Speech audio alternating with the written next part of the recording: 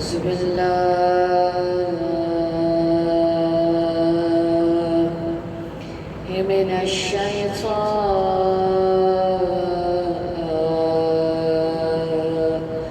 الرجيم. بسم الله الرحمن الرحيم. الحمد لله رب العالمين. الصلاة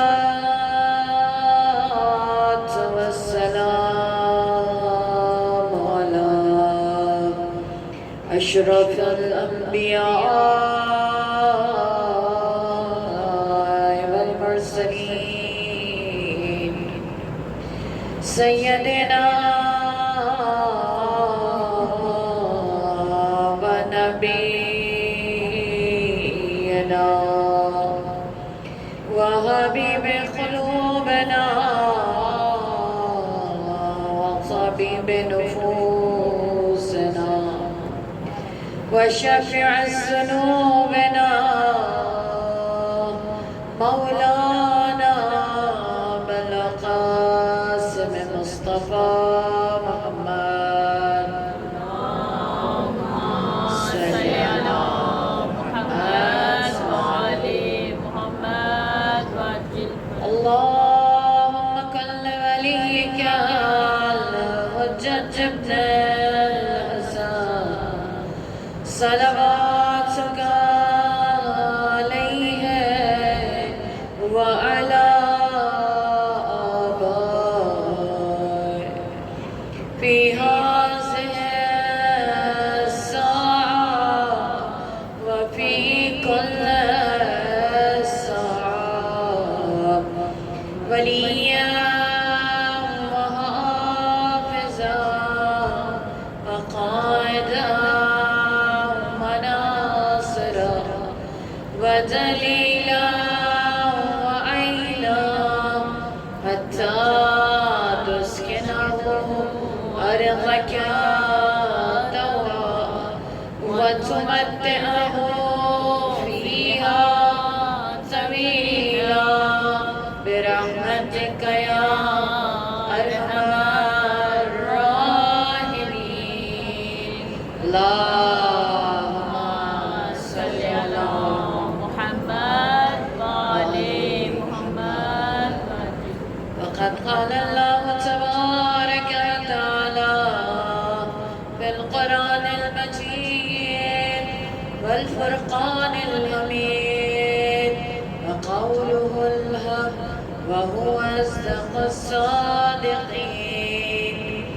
بسم الله الرحمن الرحيم. إن في خلق السماوات والأرض واختلاف الليل والنهار لآيات لأولي الألباب. صلوات اللهم صل على محمد وآل محمد وعجل فرجهم أجمعين. بار دیگر صلوات. اللهم صل على محمد وآل محمد وعجل انشاءاللہ اس صفحے عذاب پروردگار عالم نے ہمیں آنا نصیب کیا. پروردگار عالم ان وعظ و نصیحت کو جو ہم سن رہے ہیں خدا ہمیں ان سے فیض اٹھانا نصیب کرے.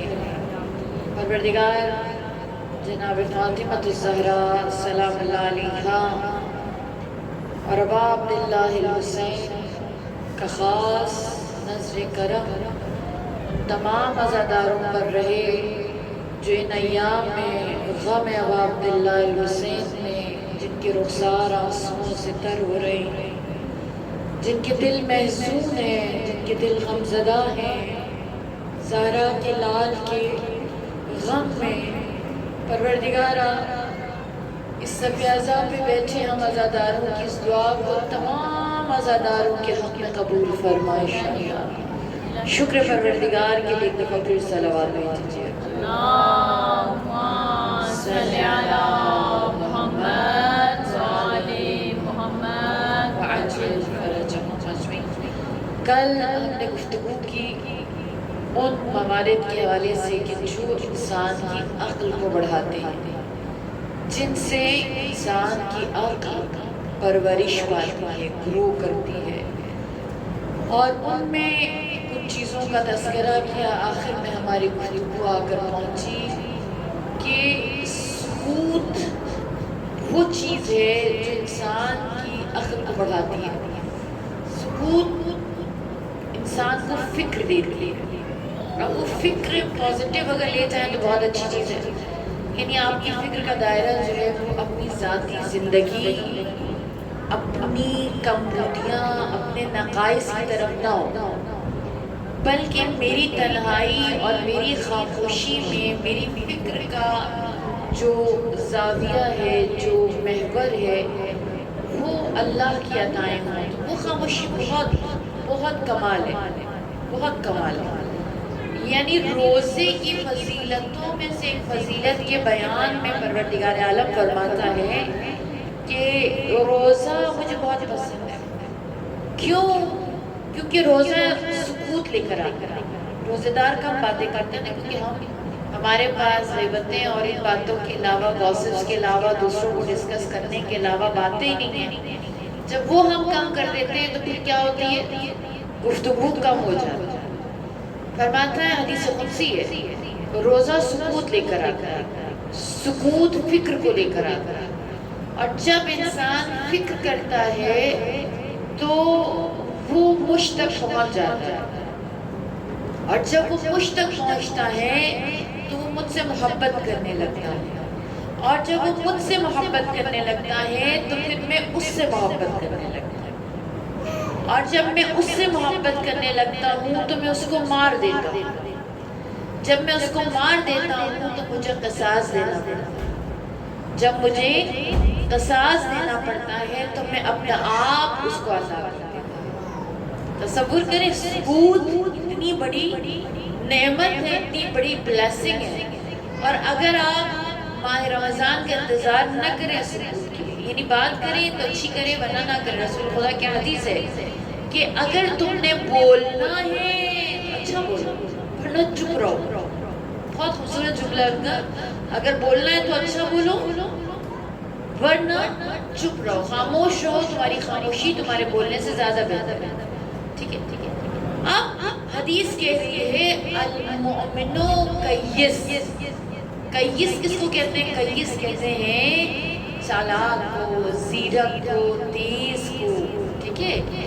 فرماتے ہیں کہ مومن کیس ہے، اور فرمایا اکیس الکیسین، اکیس الکیسین کون ہے؟ لما بعد الموت، جو کیا کرتا ہے؟ عمل کرتا ہے اپنی اس زندگی کے علاوہ آخرت کے لیے بھی۔ ہم چالاک کس کو کہتے ہیں؟ ہاں یہ بڑا چالاک ہے، اس کو آتا ہے، ٹھیک ہے، اس نے اس کو بھی زیر کیا، اس کو بھی زیر کیا، ادھر سے بھی کچھ کما لیا، ادھر سے بھی کچھ کما لیا، اس کو چالاکیاں آتی ہیں، یہ سمجھدار ہے۔ ہماری نظر میں کیس اس کو کہتے ہیں، حدیث کی نظر میں کیس کون ہے؟ فرمایا مومن کیس ہوتا ہے، مومن چالاک ہوتا ہے، مومن زیرک ہوتا ہے۔ آپ تصور کریں، عقل مندی اس قدر اہم ہے کہ حضرت عیسیٰ خدا کی بارگاہ میں فرما رہے ہیں، فرماتے پروردگارہ میں مردے کو زندہ کر سکتا ہوں لیکن بے وقوف کو عقل مند نہیں کر سکتا۔ پیغمبر خدا ہے، وہ بھی کہہ رہے ہیں میں بے وقوف کو عقل مند نہیں کر سکتا۔ اب عقل مند کی ویلیو کیا ہے؟ کیوں اتنا خدا بار بار کہہ رہا ہے صاحبان الباب عقل مند ہو جاؤ، بے وقوف نہ ہو؟ فرمایا کیونکہ تمہارے اعمال کا جو اجر ہے وہ بھی تمہیں ملے گا کس کی بیس پہ؟ علی قدر النیہ، علی قدر العقل، تمہاری نیت کی بیس پہ عمل کا ثواب ملے گا، اور دوسرا تمہیں ملے گا ثواب تمہاری عقل کی بیس پہ۔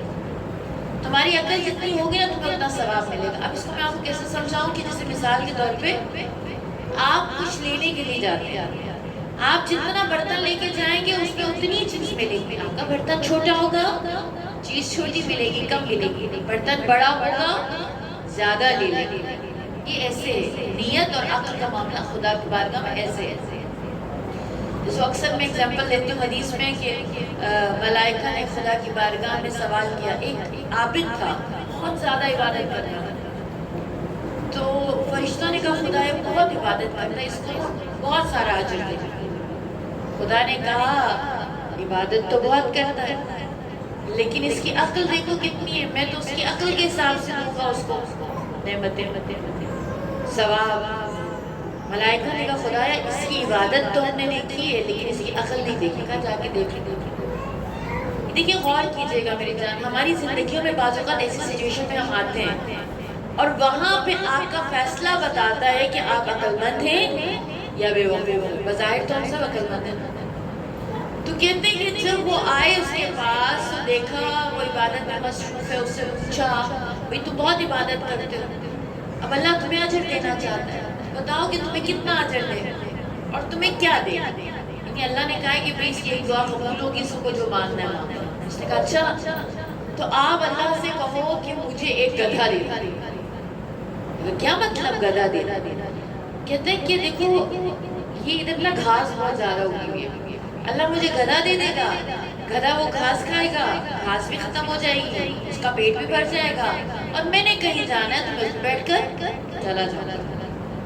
فرشتوں نے کہا خدایا تو نے ٹھیک کہا تھا, اس کی عقل جو ہے نا وہ اس کے کاموں کے حساب سے کچھ بھی نہیں ہے.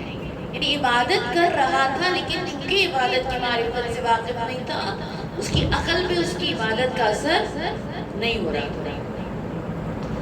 اب تصور کریں ایک شخص آیا رسول خدا کی بارگاہ, کہنے لگا محمد آپ کو یاد ہے جب طائف والوں نے آپ کو مار کے نکالا تھا, ہم لوگ کیش کرتے ہیں نا معاملات کا, تو رسول خدا نے فرمایا مجھے یاد ہے. کہا یاد ہے ایک انگور کے باغ میں آپ نے بنا لی تھی اور اس کے مالک نے آپ کو بنا دی تھی. فرمایا ہاں مجھے یاد ہے. کہا میں وہی. کہا اچھا آج تم آئے ہو تو تم کہو جو تم کہو گے میں تمہیں دوں گا, کیونکہ تم نے مجھ پہ اس وقت احسان کیا جس وقت جو لوگ مار رہے تھے. تو کہا کہ ٹھیک ہے آپ مجھے ایسا کریں 200 بکریاں دے دیں, 200 بکریاں بھیڑیں دے دیں. رسول خدا نے اس کو دے دیا. دینے کے بعد رسول خدا نے مسجد نبوی میں بیٹھے ہوئے کہا کہ کیسا انسان تھا یہ, کم از کم بنی اسرائیل کی بڑھیا جتنی عقل تو رکھتا یہ. تو اصحاب الرٹ ہوئے, کہا یا رسول اللہ بنی اسرائیل کی بڑھیا جیسی عقل سے کیا مراد ہے؟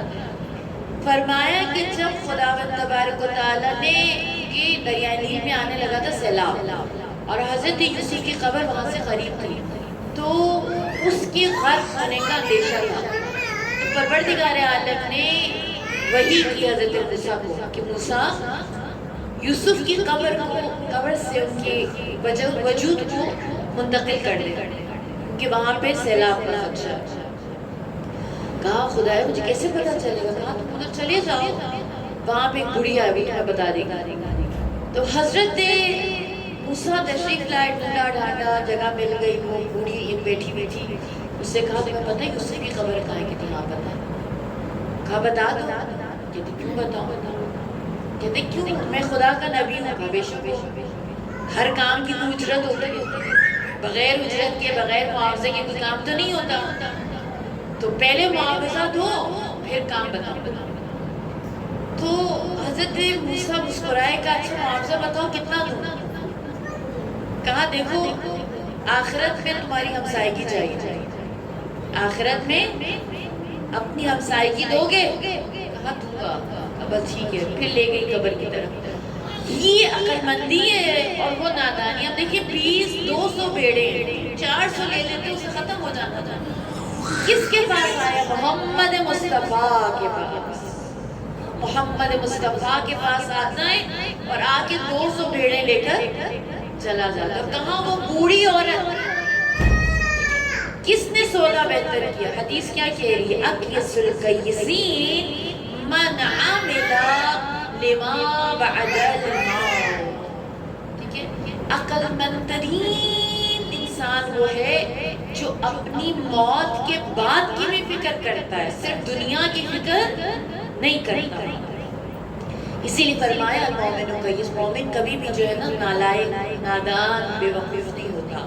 ٹھیک ہے، ہمیشہ زیرک ہوتا ہے، وہ سمجھدار ہوتا ہے، وہ اچھے سودے کرتا ہے. ٹھیک ہے نا. اور فرمایا کہ مومنین میں جو صحیح مومن ہے وہ اچھا ہے، وہ ہے جو ڈیلنگ اچھی کرے، جو اچھا ڈیلر ہو. ٹھیک ہے، وہ فائدے کا سودا کرو، نقصان کا سودا نہ کر رہا. صلوات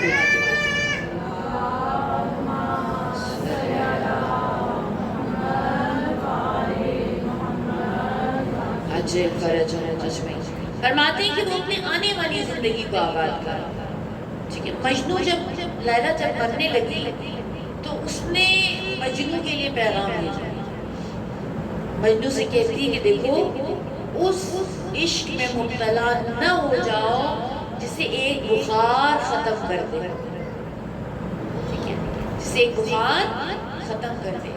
اس کے عشق میں مبتلا ہو جاؤ جو کبھی ختم ہونے والا نہیں ہے. میرے عشق میں تو مبتلا ہوئے تو اس بخار نے موت کی دہلیز پر پہنچا دیا. ٹھیک ہے، اور خدا خود بھی فرماتا ہے ان اللہ لا یحب الآخرین، مجھے جلدی ختم ہونے والی چیزیں پسند نہیں ہے. تم بھی نہ کرو، تم بھی اپنے لیے بڑے ڈیسیژنز لو. ٹھیک ہے، پھر فرماتے ہیں کہ ایسا انسان عقل مند ہے. سورہ یونس میں نا تقریباً اللہ ڈانٹ ہے، بڑے مزے کی پیاری سی ڈانٹ ہے، لیکن اگر سمجھے تو خطرناک بھی ہے. پروردگار عالم سورہ یونس کی آیت نمبر 100 پر ارشاد فرماتا ہے وَيَجْعَلَ الرِّجْسَ عَلَى الَّذِينَ لَا يَعْقِلُونَ، کہ تم نے نجاست اور ناپاکی کو بے وقوفوں کے لیے قرار دیا، کم عقلوں کے لیے میں نے اس کو قرار دیا. جو بے وقوف ہے، جو اسے کہتے ہیں کہ عقل نہیں ہے جس میں، اس کے لیے میں نے کسی کو قرار دی رجس، پلیدی کی دنیا پلیدی. اگر خدا کے بارے خدا کے ساتھ ہو تو یہی دنیا متاع حسن ہے. قرآن میں خدا فرما رہا ہے نا کہ جب یہ دنیا تم استغفار کے ذریعے لوگی، دنیا متاع حسن ہے، اور اسی دنیا کو تم اگر خدا کو چھوڑ کر لینا چاہو تو یہ متاع غرور ہے، یہ دھوکہ ہے، سراب ہے، کچھ بھی نہیں ہے. آج کے دور میں ہم دیکھتے ہیں کہ بڑے بڑے لوگ، بڑے بڑی شخصیات مال و دولت و مقام اور ان چیزوں سے اس قدر متاثر ہوتے ہیں کہ وہ اپنی تمام تر خیرات کو داؤ پہ لگا دیتے ہیں دنیاوی مقام کے لیے، دنیاوی عہدے کے لیے. کیوں؟ کیونکہ وہ سمجھتے ہیں دنیا وہی ہے جو ہمیں نظر آ رہی ہے، جو ہمیں دکھائی نہیں دے رہی، اس میں کوئی حقیقت نہیں ہے. قرآن کیا کہتا ہے سورہ عنکبوت انما الدار الآخرہ لہی الحیوان. ٹھیک ہے، اصل زندگی جو ہے وہ آخرت کی ہے، اصل زندگی آخرت کی ہے. تمہاری جو دنیاوی زندگی ہے نا اس کی کوئی حقیقت نہیں ہے. اصل اگر انسان سوچے تو آخرت ہی کی زندگی ہے جہاں پر تم نے اصل میں جینا ہے. یہ جگہ تم ادھر آئے ہوئے ہو، مہمان ہو، تم نے فائنلی یہاں سے پرواز کرنی اپنی اصل مقصد کی طرف، اصل ڈیسٹینیشن کی طرف. اور وہ کون سی زندگی ہے؟ وہ آخرت. آخرت کی طرف تمہیں جانا ہے، تمہاری اصل منزل آخرت ہے. آپ تصور کریں کہ کیوں ہم کربلا سے اگر اپنے آپ کو کنیکٹڈ کرتے ہیں تو ہم وہاں کربلا میں آپ دیکھیں میرے لیے جناب صلوات بھیجیے محمد والی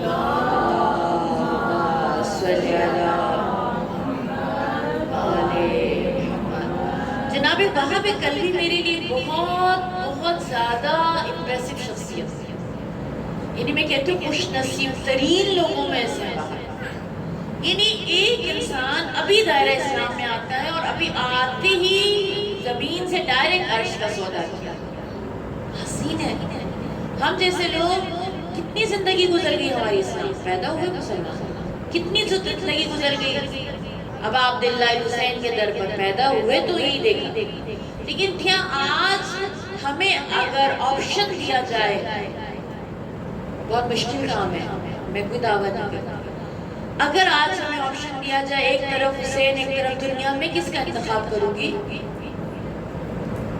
مشکل ہے، ٹھیک ہے، بہت مشکل ہے۔ ایک بہت بڑے آیت اللہ فرماتے ہیں کہ میں اکثر جب بھی زیارت عاشورہ پڑھتا تھا تو جب میں جملے پر پہنچتا کہ یا لیتنی کنت معکم فافوز فوزا عظیما، کہ کاش ہم ہوتے، آپ کے ساتھ ہوتے، ہم بھی آپ کا دفاع کرتے، یعنی بڑا متاثر کر دینے والا یہ لمحہ ہے جب ہم اصحاب حسین کو پڑھتے ہیں۔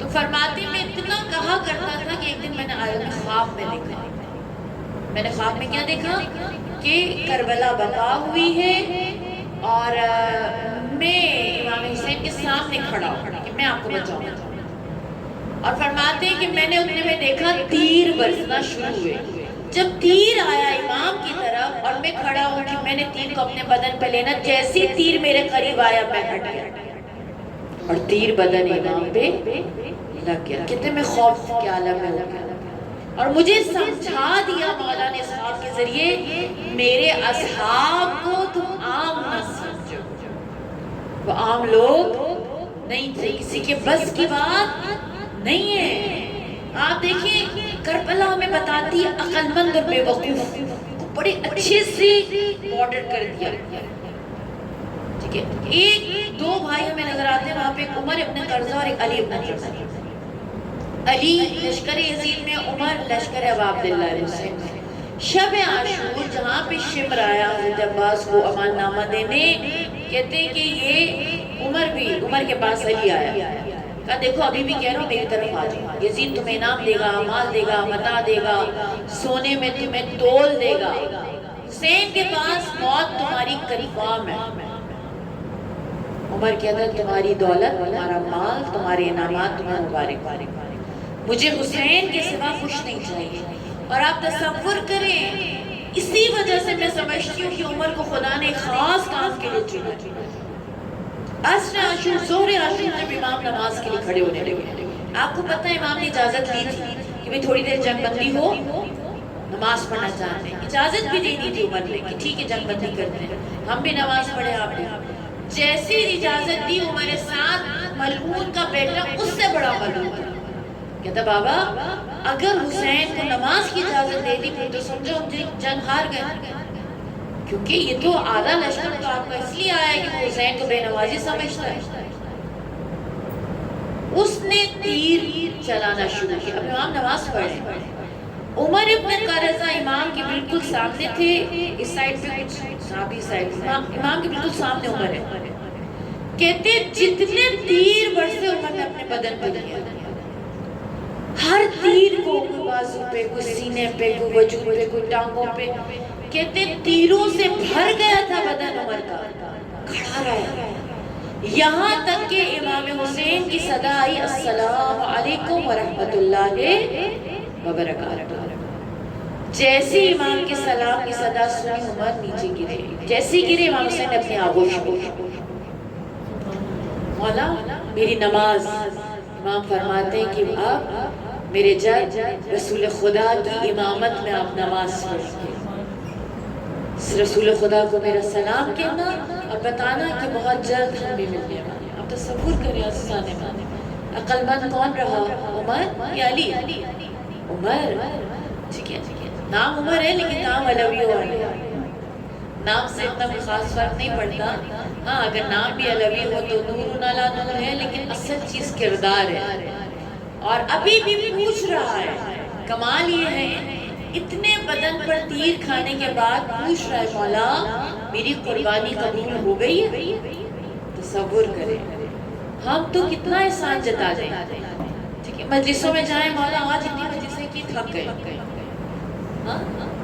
مولا آج اتنی گرمی برداشت کی اب تو برداشت نہیں ہو رہی، ہم سب کہیں نہ کہیں ایسی نادانیاں کر جاتے ہیں۔ تو آپ تصور کریں میں اور آپ اپنے آپ کو ساری زندگی اس راستے میں رکھ کر 10 مجلسیں 2 مجلسیں 3 مجلسیں ہم نہیں برداشت کر سکتے، تو آپ تصور کریں کہ کیا ہم کل امام زمانہ تشریف لائیں گے تو کا ان کی شان میں، ان کے استقبال کے لیے جانے والوں میں ہوں گے یا رکنے والوں میں ہوں گے؟ سوال ہے، ٹھیک ہے؟ یا لیتنی کنت معکم فافوز فوزا عظیما کہنا بہت بڑی بات ہے، بہت آسان بات ہے، لیکن اس تمنا کے پیچھے بڑی جرأت چاہیے۔ وہ جرأت کس نے دکھائی؟ وہاب کلبی کی بیوی دکھا رہی ہے۔ آپ سوچیں، تصور کریں، بچیاں بیٹھی ہوئی، اللہ ہم سب بچیوں کے نصیب اچھے کرے، خدا ہم سب خواتین کو پروردگار اچھے اس میں رہنے کی، اپنے شوہروں کے ساتھ، اپنے بچوں کے ساتھ خدا خوشیوں میں ہمیں رہنا نصیب کرے۔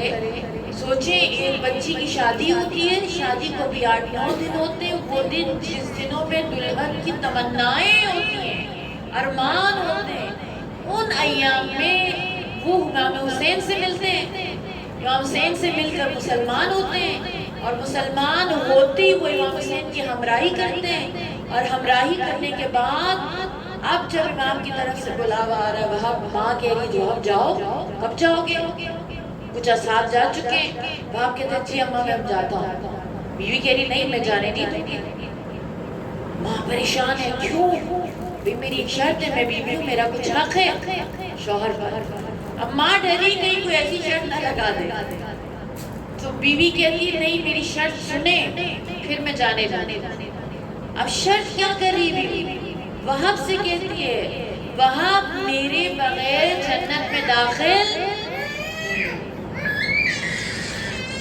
عقل مند ہے، زیرت ہے، وہ چاہتی تو دیکھیں ابھی جوان تھی نا، اس کے لیے بڑی زندگی پڑی تھی، کسی اور سے شادی کر لیتا، کوئی خوبصورت مالدار اس کو شوہر مل جاتا، زندگی گزار لیتی۔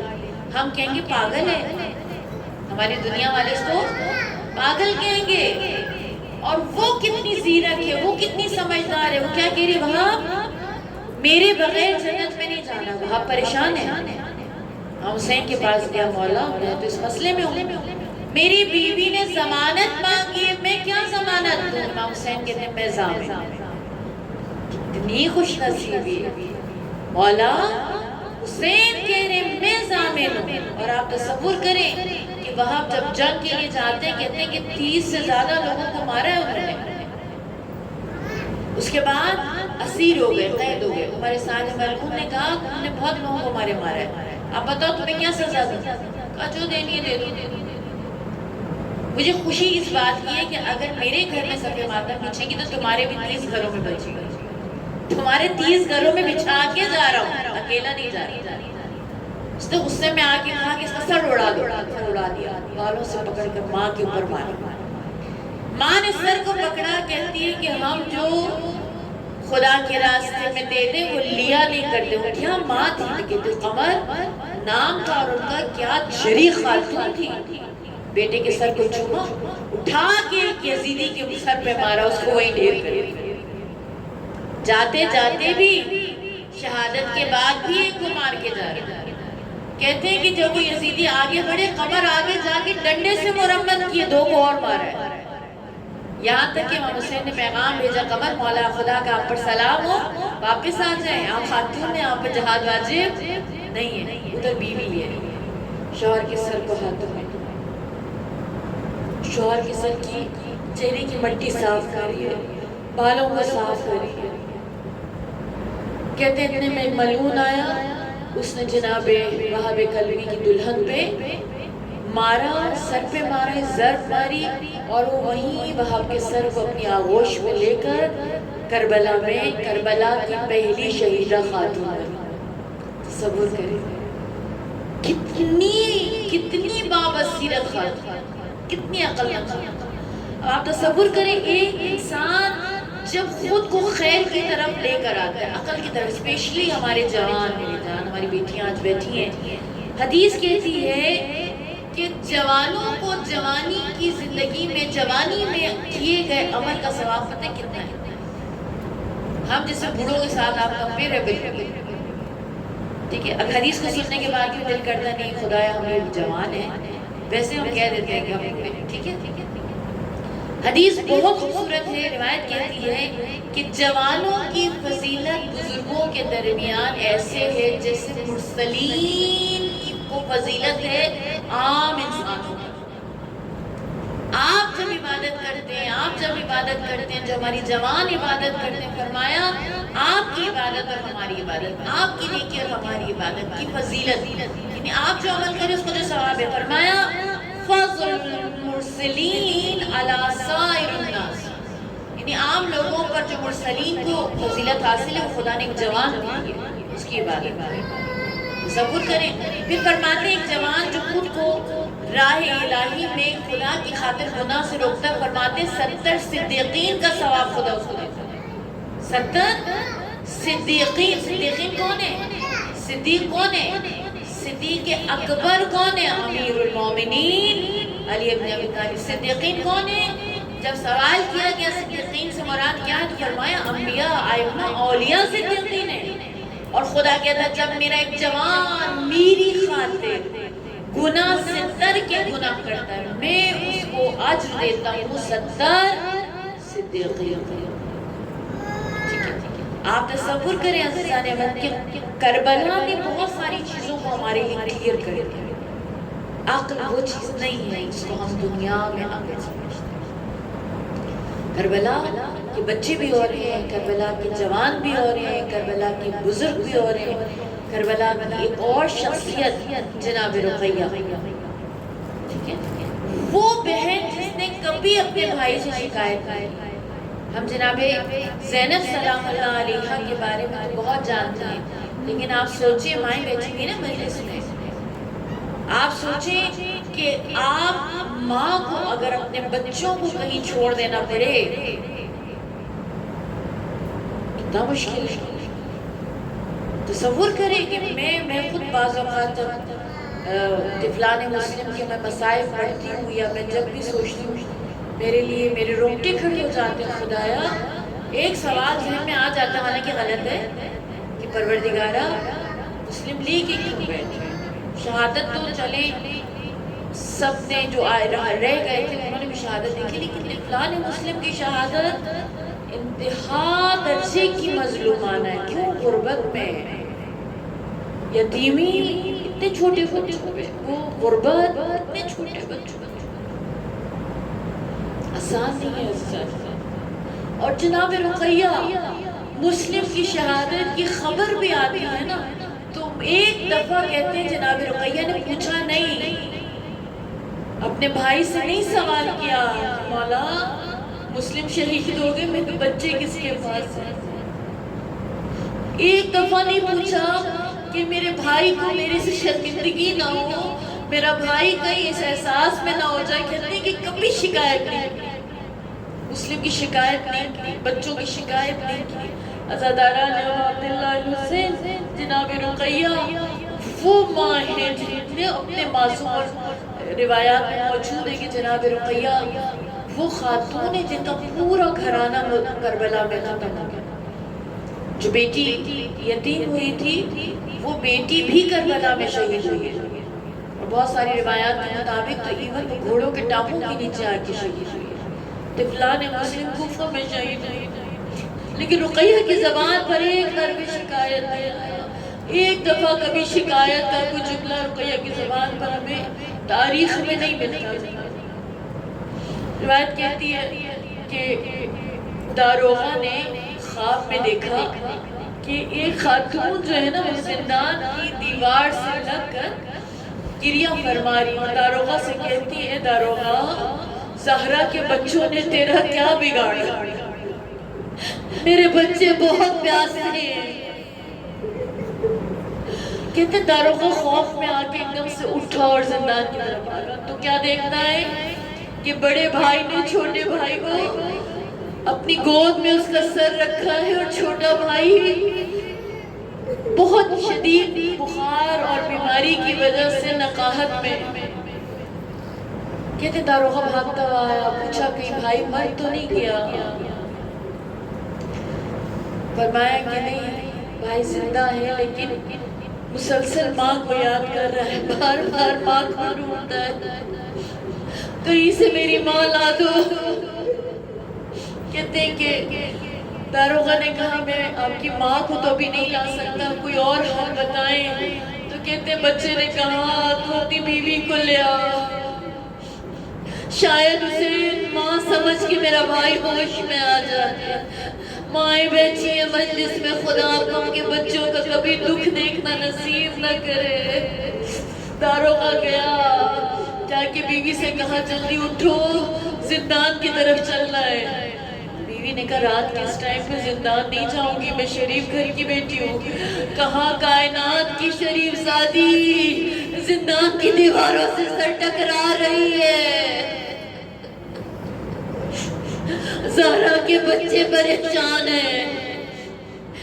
بیوی فوراً تیار ہو کے زندان آ جاتی ہے۔ روایت کہتی ہے دیکھا بچہ غنودگی میں، بچے کو اس نے اپنی آغوش میں لیا۔ جیسی بچے نے خاتون کا لفظ محسوس کیا، اپنے بازوؤں کو خاتون کے گلے میں ڈال کے کہتا ہے اماں اماں۔ راوی کہتا ہے بی بی تڑپ گئی، مجھے ماں نہ کہو، میں تمہاری ماں کی کنیز ہوں۔ عزاداروں، بی بی تڑپ گئی، بچہ ہوش میں آیا، اس کو پانی پلایا۔ زندان بان نے کہا چلو میں تمہیں آزاد کر دیتا ہوں۔ بچوں کو اس نے نکال دیا، زندان سے آزاد کیا۔ دونوں بھائی گلی میں بیٹھے، کہاں جائیں ادھر سے ادھر۔ روایت کہتی ہے گھر کے کنارے پر آ کر بیٹھ کر رو رہے تھے، خدایا ہم کہاں جائیں، ہمارے پاس تو کوئی گھر بھی نہیں ہے۔ گھر کی مالکن عورت کو رونے کی آواز آئی، اس نے دیکھا بچے گریا کر رہے ہیں۔ بچوں سے پوچھا بچوں کس کے بچے ہو، کیوں یہاں گھومتے ہو، اپنے گھروں کو جاؤ۔ بچے کہتے ہم ہمارے پاس کوئی گھر نہیں ہے۔ بی بی نے پوچھا مجھے بتاؤ کس کے بچے ہو، کہتے بتا تو دے، ہمیں مارو گی تو نہیں۔ بی بی کہتی ہے میں کیوں ماروں گی، کہتے جس کو بھی بتایا کس کے بچے ہیں اس نے ہمیں مارا۔ عزاداروں بچوں کو ماں خاتون نے پوچھا نہیں تو مجھے بتاؤ، نہیں ماروں گی۔ بچوں نے بتایا کہ ہم مسلم ابن عقیل کے بچے ہیں۔ خاتون مومنہ تھی، گلے سے لگایا، گھر لے کر گئی، ہاتھ منہ دھلوا کے کھانا کھلایا، پانی پلایا، کہا بچوں سو جاؤ، بچوں کو سلا کے آئی ہے۔ راوی کہتا ہے بچوں نے خواب میں دیکھا رسول خدا ہے، بابا ہے۔ رسول اللہ نے فرمایا مسلم بچوں کو کیوں چھوڑا ہے؟ مسلم فرماتے ہیں برا رسول اللہ بہت جلد بچے ہم تک پہنچنے والے ہیں۔ بچوں نے خواب دیکھا، گریہ شروع کیا، عزاداروں ان کے رونے کی آواز سے وہ ملعون شوہر اٹھ کر آیا، بچوں کو دیکھ کر کہتا ہے میں سارا دن انہیں ڈھونڈ رہا ہوں، یہ میرے گھر میں ہے۔ بیوی رونے لگی، کہا کہ خدا کے لیے مہمانوں کے ساتھ یہ سلوک نہ کرو۔ بچے کہتے ہم یتیم،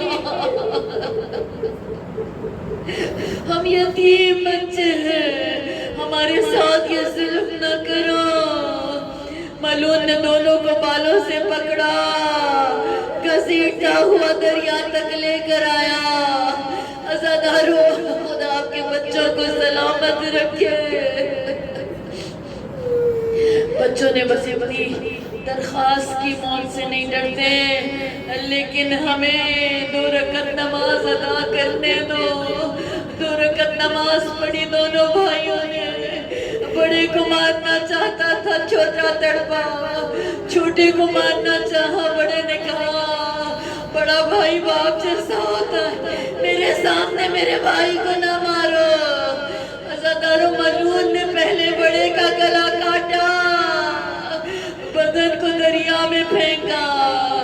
راوی کہتا ہے بدن نے اپنی جگہ سے حرکت نہ کی، چھوٹے بھائی کا گلا کاٹا، سروں کو تھیلے میں ڈالا، چھوٹے بھائی کا بدن دریا میں پھینکا۔ اب جیسی دونوں بدن دریا میں آئے، دونوں ایک دوسرے کی آغوش میں یا زہرا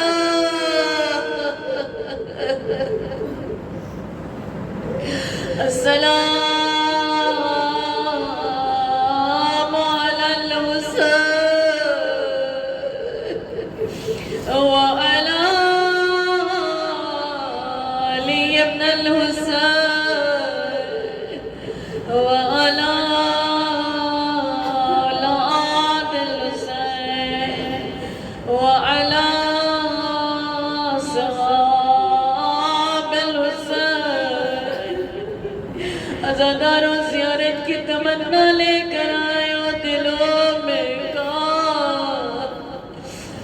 کاش عاشورہ میں کربلا ہوتے، اپنے دلوں میں کربلا بسا لیجئے۔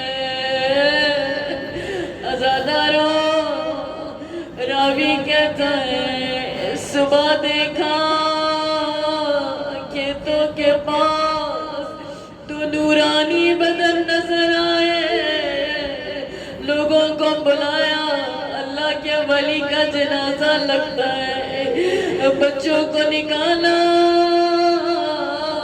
غسل دیا، کفن دیا، تدفین کی تیاری تھی، کہتے ہوا چلنے لگی، مٹی اٹھنے لگی،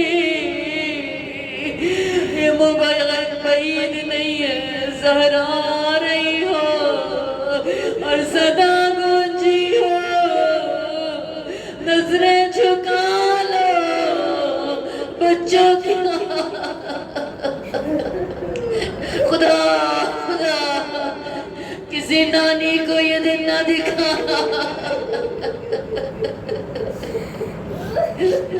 نظریں جھکا لو بچوں کی ماں تھی زہرا،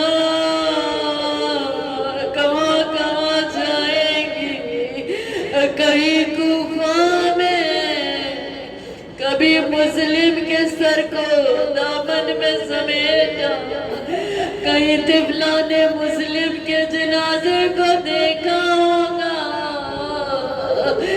آئے کربلا، ایک ایک شہید، ایک ایک شہید کا استقبال کیا ہوگا۔ یا زہرا، آج اس مجلس میں بھی تیرے حسین کے عاشق بیٹھے، اے میری بیوی، تجھے واسطہ رقیہ کی غربت کا، تجھے واسطہ آئے طفلان مسلم کی یتیمی، خدا کسی بچے کو غربت میں در بدر نہ کروا، آپ کا بچہ پردیس میں پڑھنے گیا، ماں کو خبر ملے بیٹا بیمار ہو گیا، بیٹی بیمار ہو گئی ہے، ماں کی بھوک اڑ جاتی ہے، ماں کھانا بھول جاتی ہے، یہ کربلا کی مائیں کیسی مائیں ہیں، یا زہرا،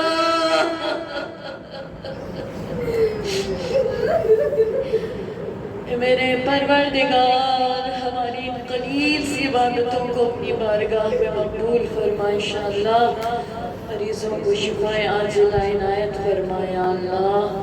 خدایا خصوصاً التماس سے دعا ہے آسماء کے لیے، احمد بھائی کے لیے، خدایا ناصر کو صحت و زندگی عطا فرما، جو جو مریض بیٹھے ہیں التماس سے دعا گئی ہے، خدایا پروردگارہ اولاد کے لیے التماس کر رہے ہیں، پروردگار ان تمام کی حاجات کو، حاجات شریعہ کو پورا فرمایا اللہ۔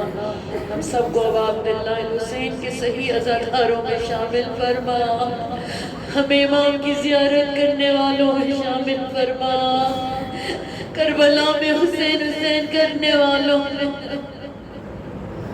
ہمارا نام بھی لکھ دے یا اللہ۔ انشاءاللہ پروردگار عالم ہماری اس قلیل و غریبانہ عبادت کو اپنی بارگاہ میں مقبول و منظور فرما انشاءاللہ۔ جناب سیدہ فاطمہ الزہرا کو ہماری اس درگاہ پر آنا نصیب کرے انشاءاللہ۔ اللہم عجل ولیک الفرج